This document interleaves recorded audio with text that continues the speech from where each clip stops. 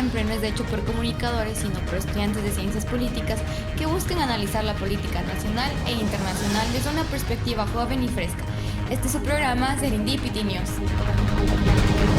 El día de hoy abordaremos el tema de seguridad internacional, pero no desde una perspectiva realista en temas de poder o desde una liberalista en temas de cooperación. Esta entrevista se maneja desde una postura constructivista.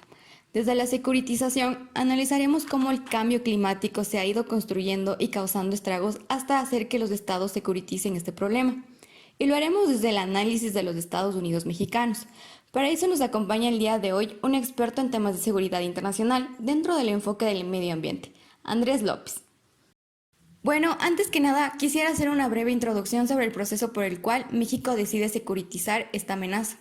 El cambio climático en decenios pasados no formaba parte de las agendas de los países. Sin embargo, en el 2015 se realiza el Acuerdo de París, un plan mundial para contrarrestar el calentamiento global, ya que la temperatura de la Tierra ha incrementado 1,1 grados centígrados desde la Revolución Industrial, según la Organización Meteorológica Mundial.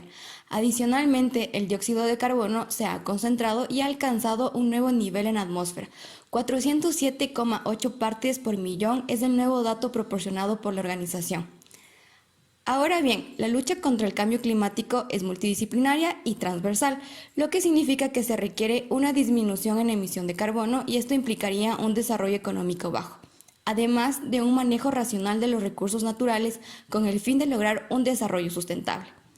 Entonces, Andrés, cuéntanos, ¿cómo el cambio climático se ha convertido en una amenaza inminente para la seguridad internacional en Latinoamérica y cómo el medio ambiente ha sido incluido en las agendas de los estados? Gracias, Jennifer. Y sí, evidentemente analizar a la seguridad internacional desde un punto de vista realista o idealista no otorgaría un estudio completo del caso, debido a sus limitaciones al analizar las amenazas a actores involucrados. Es así que en la década de los 80 surge el constructivismo en el contexto de la Guerra Fría. Esta teoría dentro de las relaciones internacionales es entendida como procesos de construcción social, basados en identidad, cultura, historia, normas e intereses para entender la realidad. Es decir, se basa en aspectos inmateriales o subjetivos para conocer las interacciones que se pueden generar dentro de las dinámicas de las relaciones internacionales. Ahora bien, desde el constructivismo, la seguridad está ligada debido a la tendencia expansionista que ésta tiene dentro de este campo de estudio. La seguridad desde un enfoque constructivista implica que los factores no materiales e ideacionales son el centro y en el cual se desarrolla y se construye la seguridad en temas globales. Esto implica que los actores del sistema internacional van construyendo este sistema en relación a su identidad, la cual posteriormente construye sus intereses que otorgarán a este actor un rol dentro de este sistema. Esto implica que al tener un sistema que se encuentra en constante construcción, la agenda de seguridad tiene un dinamismo, el cual se acopla a los nuevos conflictos o amenazas de la seguridad internacional. Otro punto a enfocar es qué o quiénes son los objetos de la seguridad internacional y las amenazas. A diferencia del realismo, idealismo, liberalismo, el constructivismo no percibe a los estados como los objetos de la seguridad internacional. ¿Qué se busca asegurar? Sino que el objeto a asegurar son los individuos o sociedades que están dentro de estos. Para definir cuáles son los temas que entran como las nuevas amenazas a la seguridad internacional, hay que abordar la securitización, el cual es un elemento del constructivismo que introduce nuevos temas que con anterioridad no estaban dentro de las agendas de la seguridad de los distintos estados. La securitización atraviesa por tres procesos claves para entender cómo ciertos problemas se convierten en amenazas a la seguridad. El primero se llama no politizado, en el cual el Estado no hace frente al problema y tampoco lo incluye dentro del debate. El segundo es el politizado, en el cual el Estado ya maneja el problema con recursos que buscan mitigar el problema. Finalmente, el tercero se llama securitización, en el cual ya se estipula de manera política la existencia del problema como una amenaza a la seguridad y cómo éste pone en riesgo al objeto referente. Entonces, desde el punto de vista latinoamericano, los procesos de securitización se dan dentro de las organizaciones internacionales para ser tratados en un ámbito de cooperación. De igual manera, y como se mencionó, después de la Guerra Fría es que se empieza ya a abordar estos temas de seguridad alejados de la disputa del poder. Antes de esta, los desastres naturales eran percibidos como algo inevitable y algo con lo que no se podría tratar. Es así que ya desde un punto de vista constructivista en los años 90, se empieza a dar ya esta relación entre el medio ambiente y desarrollo. Esta teoría aborda los desastres naturales como un factor de riesgo socialmente construido, en los cuales las sociedades son los actores vulnerables. Entonces, desde este punto de vista constructivista, es que surge el concepto de construcción del riesgo, con el fin de reducir, prevenir, mitigar y gestionar desde un contexto social. Es decir, que a través de procesos sociales que expliquen la magnitud y el riesgo de los desastres naturales. Entonces, desde un ámbito internacional, es que se han hecho esfuerzos a través de la OEA, organizaciones internacionales, para elaborar una serie de planes y estrategias en respuesta a los desastres naturales. Sin embargo, todo este tipo de planes son posteriores a los eventos derivados del cambio climático.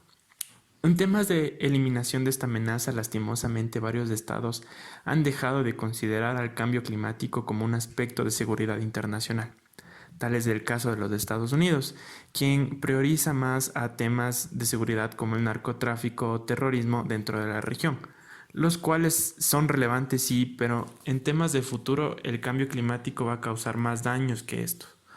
Obviamente este tipo de aspectos deben ser considerados a un nivel mundial. Si un país decide adoptar medidas, muy difícilmente va a poder realizar un cambio significativo, a menos que este sea uno de los principales contaminadores, tal es el caso de México en la región. Todo lo que usted menciona se relaciona con la posición de qué manera México aborda y trata de mitigar este problema. Primero, los efectos del cambio climático afectan a toda la comunidad internacional, tal vez a unos más que a otros. Y estos efectos se han visto reflejados en México según la Secretaría de Medio Ambiente y Recursos Naturales del Gobierno. Señalan que hay un aumento de la desertificación en los terrenos del norte del país y se están volviendo estériles, y esto da como consecuencia el desecamiento de los ríos y la extinción y o la muerte de la fauna y flora en los mantos freáticos. Un segundo efecto es el incremento de la temperatura. Para el 2016 se constató que en el país se incrementó 4 grados centígrados en su temperatura. Otro cambio es el cambio meteorológico. En ciudades como Chiapas, Juárez, Chihuahua, las tormentas se incrementan. Las épocas de calor también son efecto del cambio climático, ya que hay un adelanto de ellas y en el norte del país se ha denotado que hay un inicio anticipado y la finalización es prolongado. La pérdida de bosques se ha visto envuelta debido a los incendios forestales, producto del aumento de temperatura, e incluso la disminución de extensiones de glaciares que están ubicados en los volcanes como el Popocatépetl, Pico de Orizaba y por último, la aparición de enfermedades como el dengue en la ciudad de Chihuahua. Entonces se puede decir que el accionar de los gobiernos debe ser inmediata. Por ello, el Estado mexicano, en el gobierno de Enrique Peña Nieto, inicia esta lucha contra el cambio climático con la vigencia de la Ley General del Cambio Climático, lo que significa que es un logro en materia legal e inclusive institucional, ya que es incluida en la agenda del gobierno y consecuentemente esto ha permitido la atención de la ciencia y tecnología, las cuales han ayudado en los esfuerzos para combatir a este fenómeno y salvaguardar el bienestar de los seres humanos. Adicionalmente, se implementó un programa llamado Reducción de Emisiones por Deforestación y Degradación, el cual busca mitigar los gases de efecto invernadero y obtener tasa del 0% de pérdida del carbono en el ámbito forestal.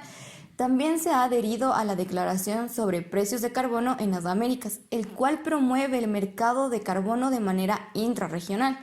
Además, el país se encuentra en el Protocolo de Montreal y este tiene como objetivo el de reducir y controlar el consumo y producción de hidrofluorocarbonos para evitar el aumento de temperatura global. Para este año 2020, México empezará ya el cumplimiento de las contribuciones determinadas a nivel nacional del Acuerdo de París. En otras palabras, son los objetivos que cada gobierno debe cumplir. Es importante destacar que cada gobierno tiene diferentes objetivos, ya que cada país tiene diferentes recursos y capacidades. Entonces, México fue el primer país en dar sus contribuciones, las cuales se basaron en la Ley General de Cambio Climático y acuerdos en marco de la Convención Marco de Naciones Unidas. Bueno, sí, México es uno de los mayores emisores de gases, por lo tanto tiene un rol fundamental para mitigar este problema. Tengo entendido que México se comprometió a reducir en un 30% sus emisiones para el 2020 y en un 50% para el 2050. Para esto se necesita un cambio completo en la matriz productiva, para dejar de lado los combustibles fósiles para comenzar a usar energía limpia. Se debe dar inicio a un sistema de transporte alternativo. Se debe asegurar de mejor manera a las zonas vulnerables a catástrofes. Y obviamente estas medidas deben satisfacer a toda la sociedad. Si no, su proceso de implementación tendrá una serie de problemas que afectarán a estas políticas. Entonces, desde un punto de vista constructivista, se denota cómo esta amenaza se ha ido construyendo con el paso del tiempo, pasando por el proceso no politizado de la securitización. Posterior a este empieza el proceso politizado en el cual ya entra en la agenda el tema del cambio climático y medio ambiente, lo cual se da mediante el diálogo en organizaciones internacionales. Y posterior a este ya se da la implementación de las políticas públicas dentro de la legislación mexicana, lo cual ya completa el proceso de securitización, teniendo como objeto a la sociedad y no al Estado. Para finalizar, Andrés, a manera de conclusión, ¿estas medidas son de carácter urgente? Sí, obviamente estas medidas son de carácter urgente para los estados, en especial para aquellos que afectan más al medio ambiente, así como para aquellos que se encuentran en un estado de vulnerabilidad. Obviamente estas medidas deben ser adoptadas por los gobiernos y de alguna manera precautelar que en futuras administraciones no se le reste importancia al cambio climático, tal es la situación que pasó en la transición de Barack Obama hacia Donald Trump. Perfecto, Andrés, déjame agradecerte por haber aceptado esta invitación a formar parte de este programa. De igual manera a ti, Jennifer, gracias por haberme invitado. Este fue su programa Serendipity News. Hasta la próxima.